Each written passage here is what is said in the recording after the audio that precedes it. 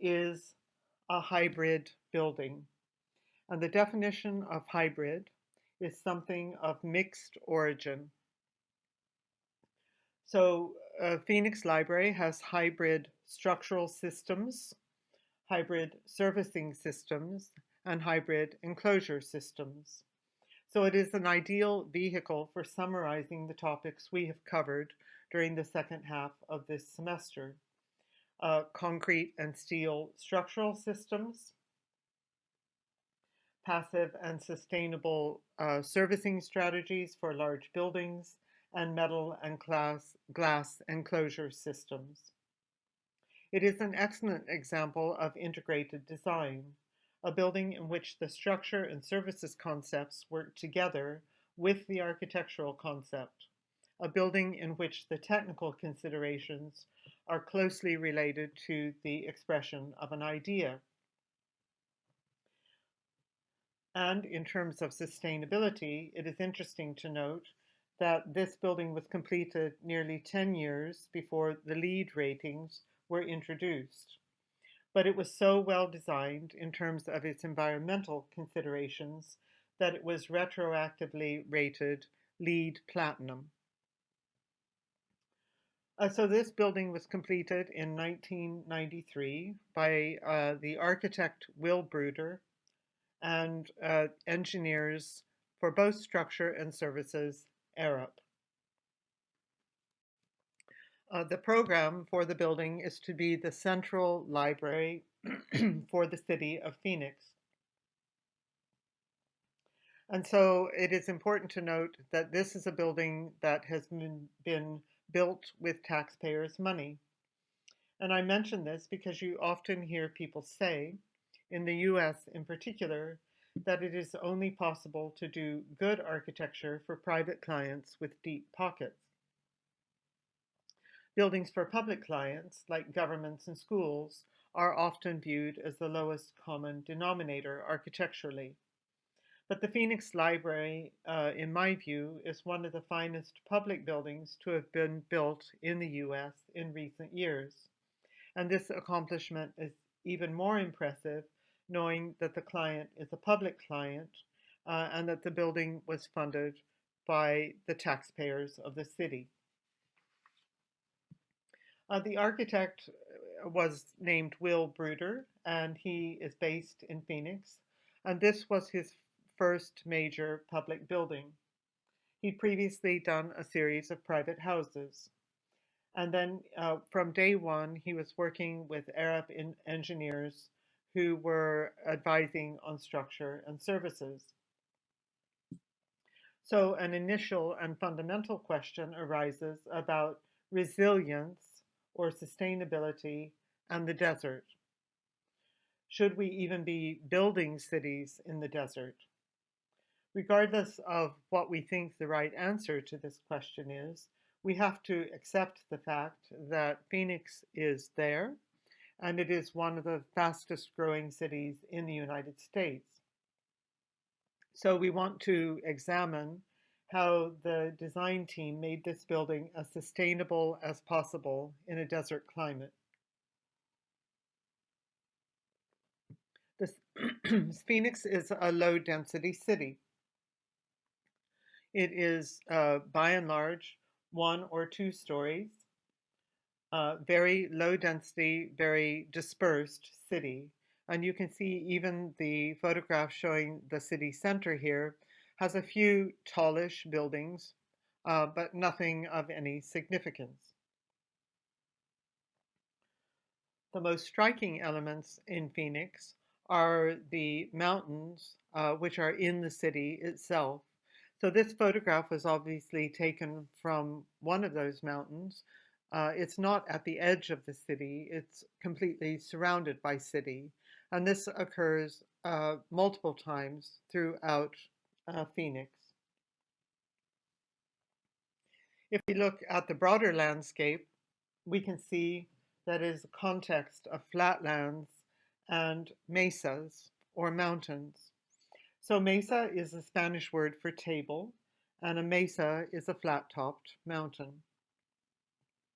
So the design concept of this building is that the library is to be understood as part of the landscape, as well as a major public building in the city. So the architect's operating idea here is a building is a mesa in the desert.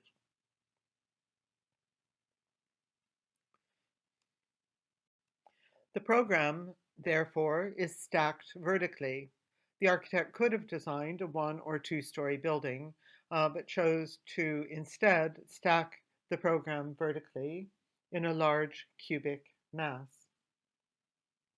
And so this contrasts dramatically with the low-rise city surrounding it, the 1 and 2-story buildings of Phoenix. It is a 6-story building that is very prominent on the skyline. And because of its massing and its detailing and its material vocabulary, it reads as part of the landscape, a new mesa. A critic said when it opened, it rises above the flat landscape in a robust cubic mass, evading any architectural reference to scale or inhabitation. It is a building masquerading as a landscape. So if we look at how the program is organized in this building, it is entered from both sides. So you see the long side facades here with the cut in them.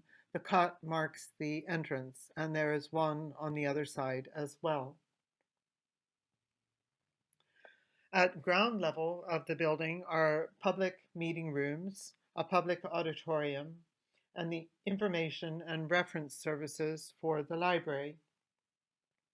Above this are 3 floors of stacks and a spectacular double height reading room at the top of the building. A central atrium or void, what the architect calls the canyon of the building, another landscape term, contains glazed elevators and an open circulation stair.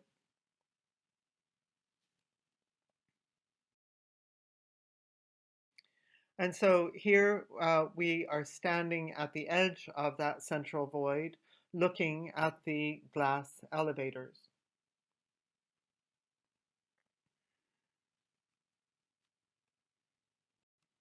If we then look at the plan of the building, we can see that there's a clear articulation of served and servant spaces.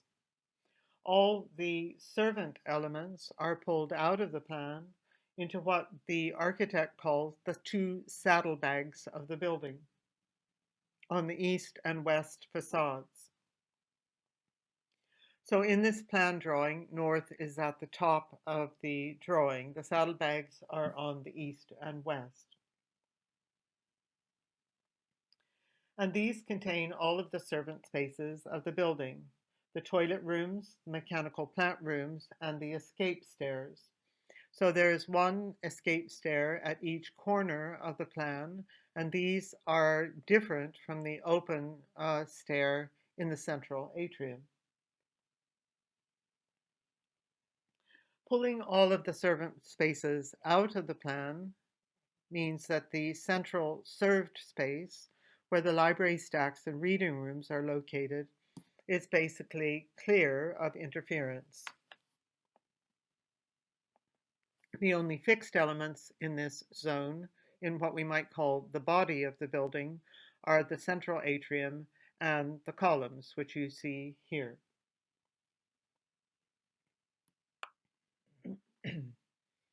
So if we think about this thick outer zone, we are reminded of a couple of other buildings that we have looked at this semester. The Sainsbury Center has a thick wall along both of the long sides of the building, which contained both the structure and services for the building, and then it had the clear span, totally open central space as well. And the Pompidou Center also had a clear span central space, which was totally flexible, and then two narrow zones along the long sides of the building, one of which was used for the vertical and horizontal circulation of people, and the other for the vertical and horizontal circulation of mechanical services. So with the same plan diagram then, these three architects have developed that in different ways to achieve three quite different buildings, all of them very good resolutions of structure, services, and space.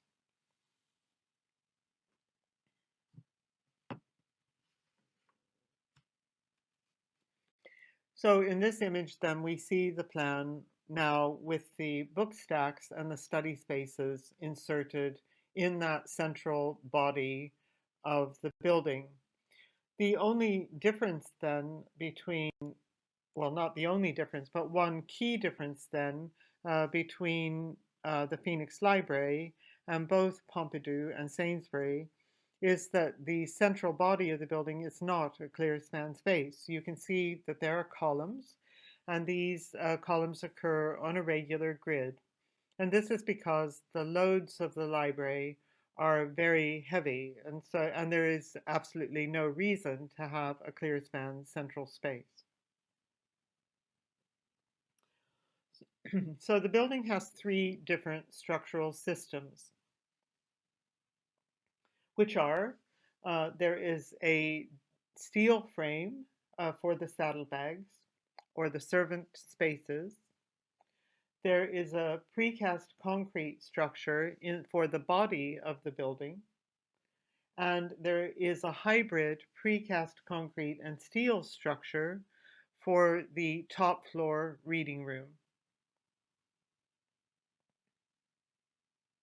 So let's talk about each of these. The first structure is for the saddlebags. So this is where the servant spaces of the plan are housed. And this is a standard W-section steel frame diagonally braced for lateral stability. So the main purpose of these steel structures, steel frames, which are diagonally braced, is to provide the lateral stability for the whole building.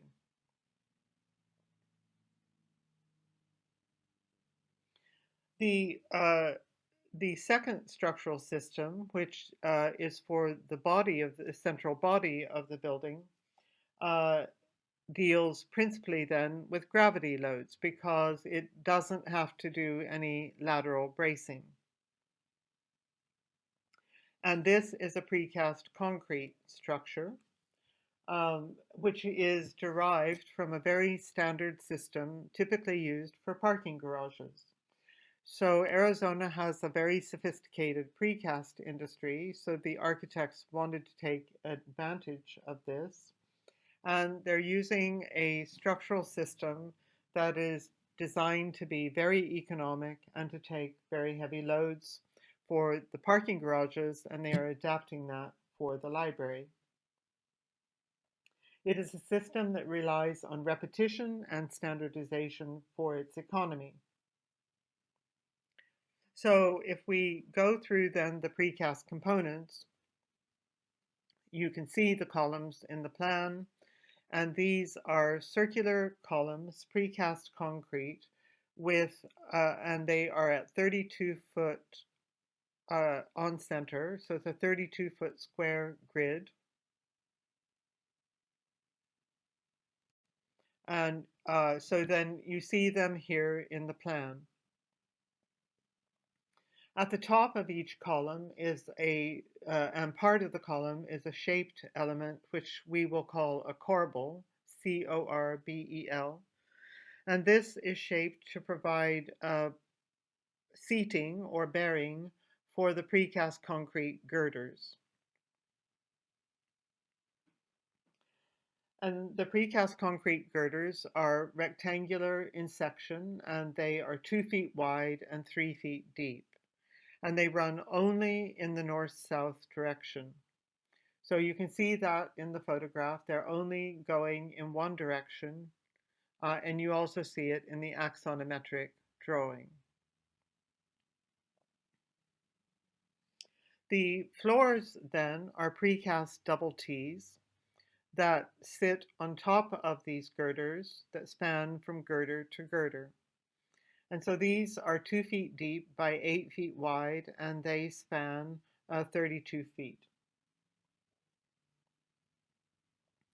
And then the boundary between the central body of the building and the saddlebags is marked by a precast concrete wall on each long side of the building. These are 9-inch thick precast panels, 2 stories high and 8 feet wide, and they all come to site on a truck and get craned into place.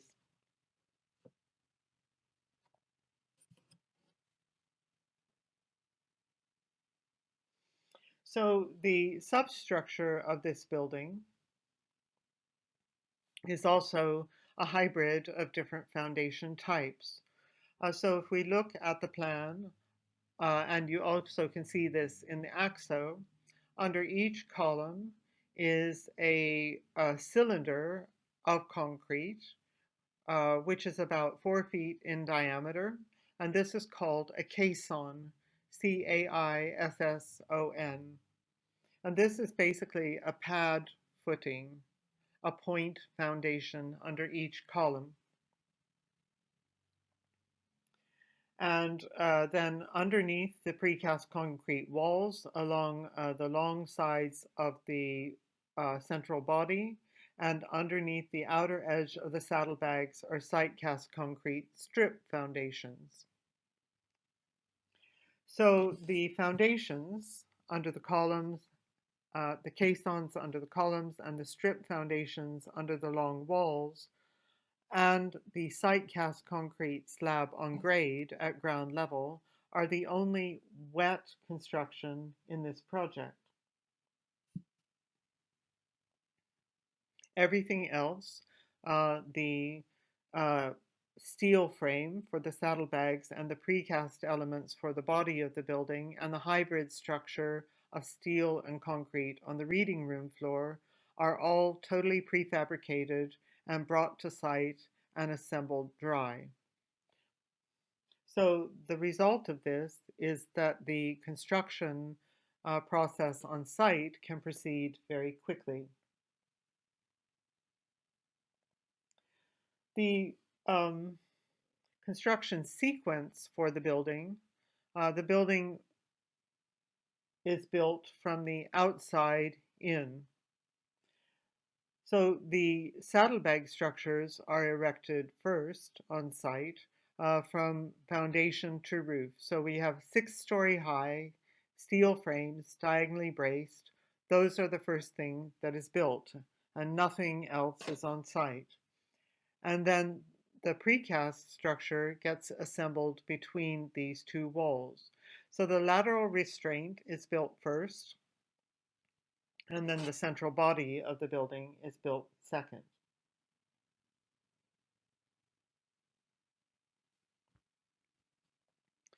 The so here you can see a few more images of the precast concrete structure on the lower floors of the building, with the circular precast concrete columns, the corbel at the top of the column with the seating for the girders, and then here you see the precast double T's sitting on top of the girders. And the reason they sit on top of the girders and not in the same depth as the girders is because we want to use them to distribute services.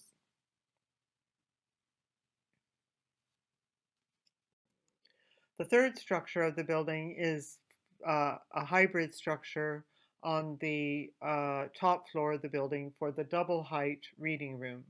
So this is a special program in a public library. The reading room is the most important public space of a library.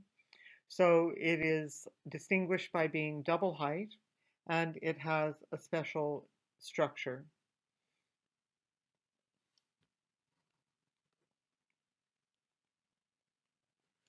And the components of this structure are, again, circular columns at 32 feet on center. But now you can see that the columns taper to a point. They're not straight cylinders. And so these are called candlestick columns. They were cast in very sophisticated steel formwork made by the automobile industry. And then at the top of each column, you might see in the axonometric is a structure is a column capital made of steel plate, and that gets cast into the top of this column. That then provides anchorage for steel cables. So the roof is supported by steel cable trusses, which work in tension. This is what we would call a tensegrity structure. And the word tensegrity is another hybrid of the words, obviously, tension and integrity. So this structure gets its integrity through tension, not compression.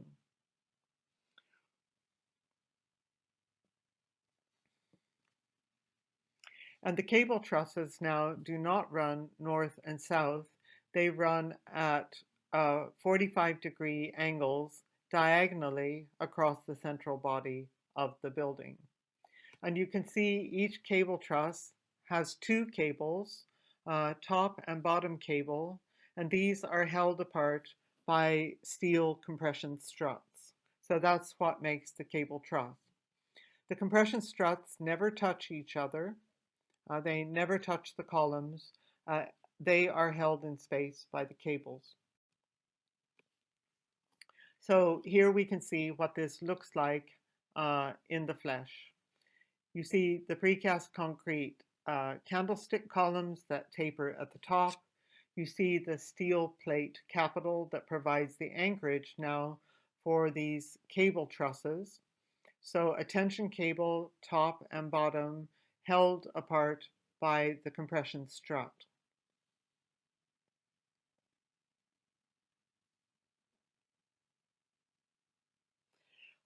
Then the roof deck above has beams at 16-foot centers, but the beams never touch the columns, and indeed the roof never touches the columns. So typically what we would expect is to see a column and then to see the roof sitting on the column. What you see here is that the architect has made a skylight above every column, and that the roof never touches the column. In fact, it floats above the column. You can also see that the roof never touches the precast concrete walls along the sides of the central body of the space. So it is pulled back. There is a continuous skylight there that washes the walls with daylight. And so this roof now really is floating above the space. And it is held up only by these compression struts, which are supporting the steel beams. So here perhaps we can see it more clearly. We have two columns, and we have the diagonal cable trusses running from them. And then you can see the two roof beams now, which are at 16 feet on center. Each of those roof beams is supported by a vertical compression strut, which in this image looks black, it looks dark, and it's very slender, but it is a compression strut. And then sitting on top of the beams is a corrugated steel deck. The corrugated steel deck spans 16 feet, and so the corrugations are 8 inches deep.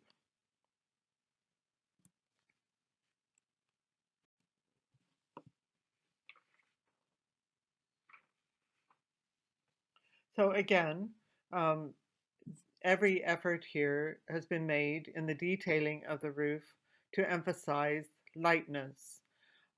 Cable uh, tension cables are much smaller in profile than compression members, so the cable trusses are visually very delicate. We have the skylight above every column to emphasize the fact that the roof and the column do not meet, and we have the linear skylight along the side walls to emphasize that the roof is also pulled away from those walls as well. So this really is a floating roof.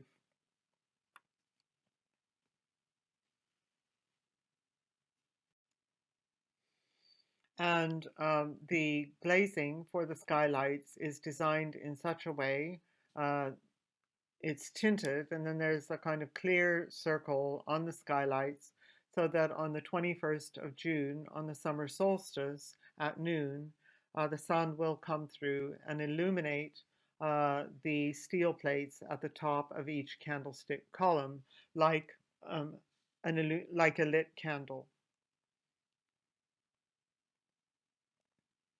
At the edges then of the central body, where the cable trusses meet the precast concrete walls, there are precast holes in the walls. The cable trusses pass through, and they are anchored to the diagonally braced steel structure just beyond of the saddlebags. And so those laterally braced steel structures then provide very rigid anchorage for the tension cables. And you can see then the impact of this linear skylight along these walls.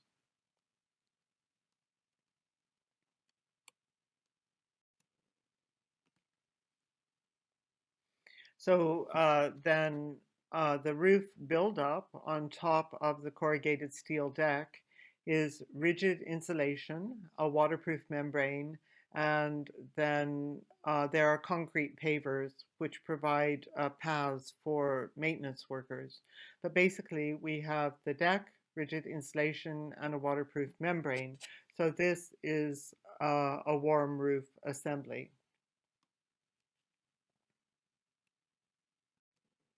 So you can see then the impact of this in the reading room, the very light and delicate structure, which then makes this rather dramatic space. And this is another view in that reading room.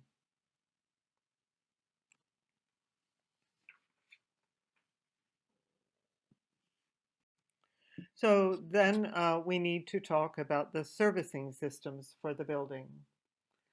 And so the desert climate is obviously aggressively hot in Phoenix, and particularly in the summer and the early autumn. And so air conditioning, cooling is essential. This is not a naturally ventilated building. So it has mechanical plant rooms, and when we're thinking about mechanical plant rooms, the most common location for mechanical plant rooms is in a basement or on the roof of a building. But this building has no basement. It has a concrete slab on grade at ground level with no basement. And we have just spent a bit of time talking about the great efforts that have been made to make this very light floating roof plane. So the last thing we want to put on this roof is heavy mechanical equipment. So the mechanical plant rooms for this building are on every floor in the saddlebags. So on each side of every floor, there is a mechanical plant room, and the services come directly from that mechanical plant room in between the legs of the double T's and toward the center of the building. So on the lower floors of the building, the servicing is delivered at high level on each floor. And so here you see it, the precast concrete girder with the double T's sitting on top, spanning from girder to girder. And in every other bay, there is a duct alternating supply and return. and then the other alternating bays are electrical lighting. But on the top floor of the building, again, the last thing the architect wants to see at ceiling level is ductwork and services. And so on this floor, all of the servicing is delivered at floor level through a raised floor. So we have a hybrid servicing system in the building, sometimes at high level, but on this floor at floor level. And so all the air conditioning and cooling is delivered at floor level. And you can also see that there are no light fixtures at high level uh, to interfere or detract from the structure. So all the lighting on this floor is integrated with the furniture. You can see it's integrated with the book stacks and with the study tables. So these are the mechanical servicing strategies for the building. But the building also employs a number of passive servicing strategies. And by passive, we mean these are accomplished without any equipment or energy required.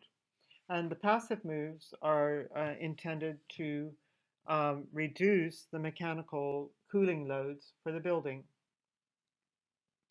So we know that the saddlebags are working programmatically because they're housing all the servant spaces. They're working hard structurally because they're diagonally braced and they are providing all of the lateral stability for the building. But they are also working environmentally in two different ways. They house all the mechanical plant rooms, and they are part of the passive servicing strategy. So what is the passive environmental role of the saddlebags? They provide shading on the two long facades of the building. They are shading the precast concrete wall that marks the boundary between the saddlebags and the central body of the building. So they're preventing the sun from hitting that concrete and heating up the concrete and increasing the cooling load requirements for the building. So one of their primary roles then is to provide shading, and it's a passive role, to provide shading for those long concrete walls. The other passive servicing role is played by all of the precast concrete structure, which, as you can see, is exposed in the finished building. We see it. We see the columns, we see the girders, we see the underside of the concrete double T's.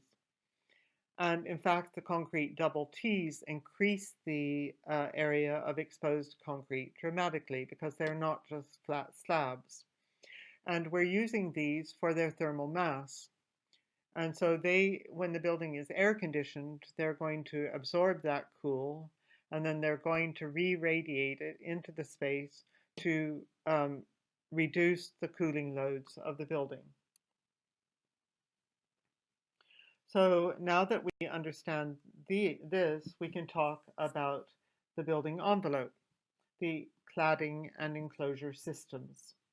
So the saddlebags, the long east and west facades, are clad with perforated corrugated copper.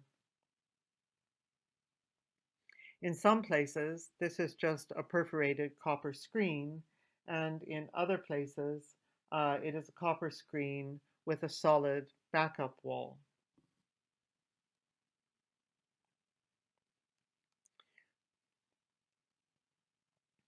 And the north and south facades of the building, you see the north facade here. In contrast, these are fully glazed curtain walls. They're standard aluminum framed glazed curtain walls with exterior sun shading. And the north and south facades each have a unique system of sun shading because of their different orientations. So if we look at the perforated corrugated copper, this is what it looks like on the outside. And there are a couple of different patterns of corrugations.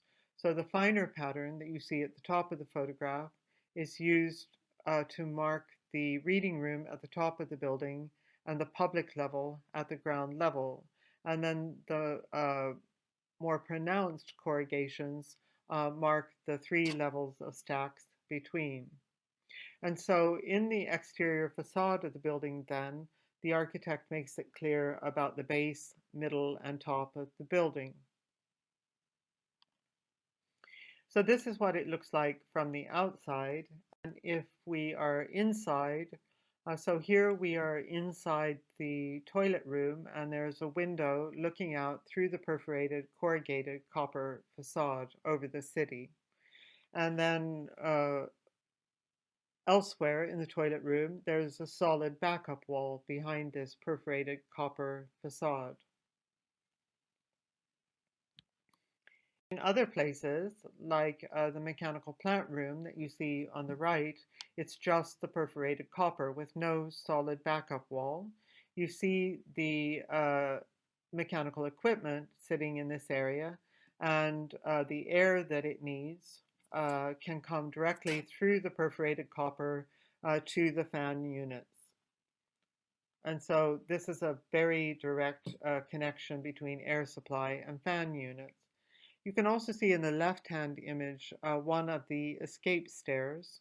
So these are also wrapped just in perforated corrugated copper with no backup wall and no glazing behind. So the escape stairs are external stairs. They are not cooled or air conditioned, and they're open air, but they are wrapped with this copper cladding so that they're not visible on the face of the building. The north, uh, the south facade of the building then is a fully glazed curtain wall with exterior horizontal louvers that are operable. And so these then can be adjusted to respond to the different angles of the sun. And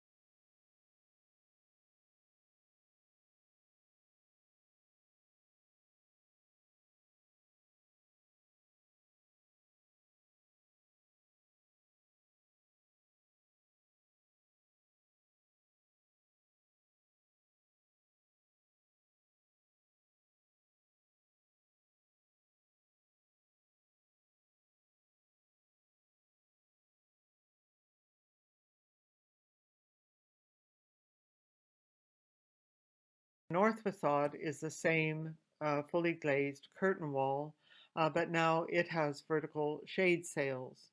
And this is because um, the north light's going to be coming from the north in the very early morning and the late evening and in high summer.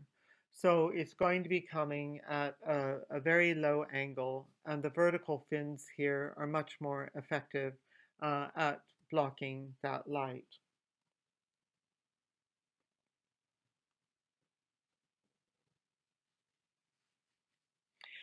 And these fabric sails, so in this image, then in the plan image, you can see that the saddlebags are slightly slipped uh, relative to the body of the building. So at the north end of the building, which you see in the photograph here, uh, the body of the building is recessed and the saddlebags project out. At the south end, it's the opposite. The central body of the building projects out and the saddlebags are pulled back. So these are sails, vertical shading sails are made of fabric. It is translucent. And they were made by sail makers in Maine, who typically are working for the sailing industry, making sails for boats. And sailing industry is a very highly sophisticated industry with a very high level of craftsmanship. So these fabric sails are translucent, and they are also tensegrity structures.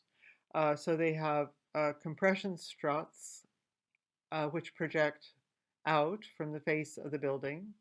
And then they have tension cables on vertically running through the outer edge of the sails, which are twisted or rotated, um, and these hold the sails in tension.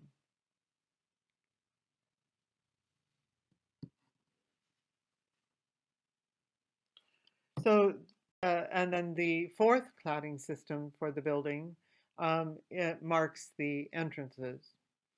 And you can see here that the entrance is a cut that goes all the way from the sky to the ground, and then it curves in and pulls people in to the doors. You can also see that projecting out from the entrance is a horizontal canopy. And this cladding system is stainless steel shingles. It's a rain screen system, open jointed, with a solid backup wall behind. So I'm talking about this just to remind you that the entrance to a public building is more than a pair of double doors in a wall.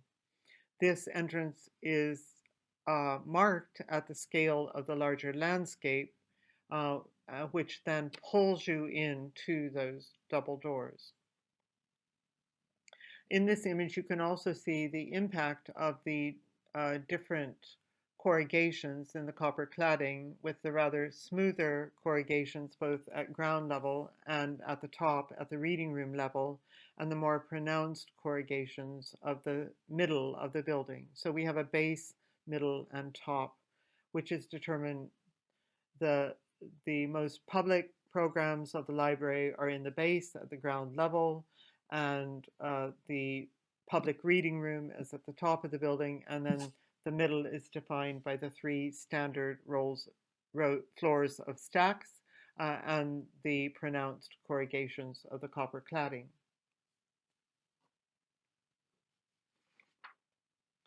So what we've been discussing so far is very high tech. So the precasting industry is very high tech.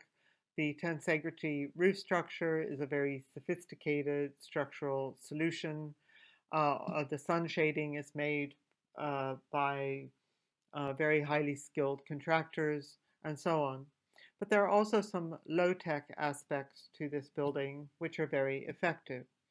So in the right-hand image, you see that at the south end of the building, the precast, where the saddlebags then are pushed back and the central body of the building projects, we see the outer face of the precast concrete wall. And you can see that it's slightly rough. So this was done in the precast works with two human beings, two workers, one on each side of the casting bed, following the concrete hopper down the casting bed. And they're carrying between them a 2x4, which they drag on the surface of the concrete, wet concrete, and then they lift it.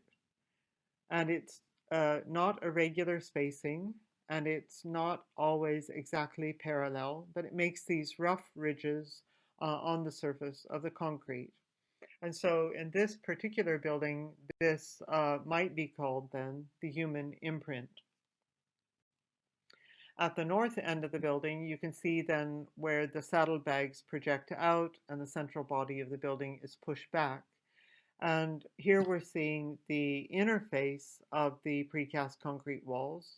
And you can see where the recesses are cast in for the legs of the double T's to fit in and have a bearing. And so this anticipates that at some stage the building could be expanded to the north. But what I also wanted to mention here was the low-tech aspect of the vertical shade sails. So the sail makers sent an installation crew from Maine who arrived in a pickup truck with uh, the basket from a hot air balloon and a long rope. So they threw the rope up over the beam at the top and they tied it to the hot air balloon basket, and they tied the other end of the rope to the bumper of the pickup truck. And so the crew that's installing the shade sails is in the basket and is being moved up and down the facade so that they can work by the pickup truck driving forwards and backwards. So this is a pretty low-tech way of installing a shading system. It was very effective, um, and it is probably a good thing that OSHA, the health and safety people, did not visit the site while this was being done.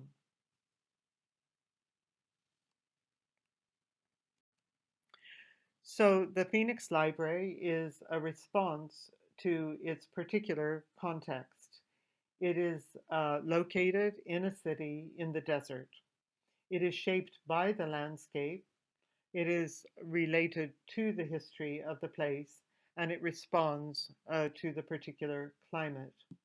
There is a tight fit in this building between the concept and the distribution of program in the building, and then in the building's structural, servicing, and enclosure systems. All of these systems are hybrid. So there are three structural systems: a diagonally braced W-section steel frame of the saddlebags, the precast concrete structure of the central body of the building, and the hybrid precast concrete and steel structure of the top floor reading room. All of these systems are prefabricated structures for dry assembly on site. This increases the quality of the components, and it reduces the time on site and therefore the construction costs. The servicing systems are also hybrid. So the lower floors of the building distribute services at high level in the legs of the double T's, and the services in the reading room are distributed at floor level in a raised floor. It is a hybrid of four building enclosure systems: the corrugated copper of the saddlebags and um, the south-facing curtain wall with its horizontal louvers, and the north-facing curtain wall with its vertical shade sails, and then the stainless steel rain screen cladding that marks the entrances. So one story about this building is that the copper facades are quite large. Each one is about the size of a football field. And so architectural metal cladding fabricators were very eager to win this subcontract. But when they bid on it, the bids came in extremely high, completely over the budget. And so the architects had to scurry around and find a solution to this problem. And so what they eventually did was that they purchased the perforated copper flat sheet in Germany. It was transported to Nebraska by both shipping and truck. It was corrugated in Nebraska by agricultural fabricators who usually make corrugated metal for the kinds of buildings that we now find on farms. And then it was trucked from Nebraska to the building site in Arizona. And the result of this was that they were able to have copper cladding, which is a very high specification, without for only $1 a square foot more than Dryvit, which is, if you remember, is the synthetic stucco system that is one of the lowest cost enclosure systems of all that we use. So by going to an agricultural fabricator rather than an architectural fabricator, they were able to bring the copper cladding within the building budget. Also, I should say why we should talk about why they used copper. So, copper is um, as we know from our lecture on metal cladding systems, was traditionally used for the roofs of important civic buildings like public libraries, city halls, um, cathedrals. And so there's an architectural history of the use of copper that designates a building where copper is used for the cladding system as an important civic building. Secondly, copper is very much related to the history of Arizona. The license plates for Arizona used to say the copper state. And so copper mining was an important part of the state's industry. Uh, these were open strip mines, so they also did enormous environmental damage. But nonetheless, it was an important part of the economy of the state. And finally, copper then is used for its color and to relate to the landscape. It integrates the building with the landscape. So that we saw that the desert landscape um, is the soil is red. And so when copper is first installed, it's bright orange or red, like the soil in the desert. And then it will gradually oxidize to a darker brown. And then it will finally oxidize to a bright green. And so you can see some trees here in the foreground, and these are the Palo Verde trees, which are bright green, and they are about the only thing that grows in the desert. And so through this coloration of copper, going from its kind of bright orange color, its copper penny color, to bright green over time, it becomes integrated with both the soil and the vegetation in the landscape. I should add that this oxidation relies on humidity, and that because there's so little humidity in the desert, this transformation from the copper color to the green will take a very long time indeed.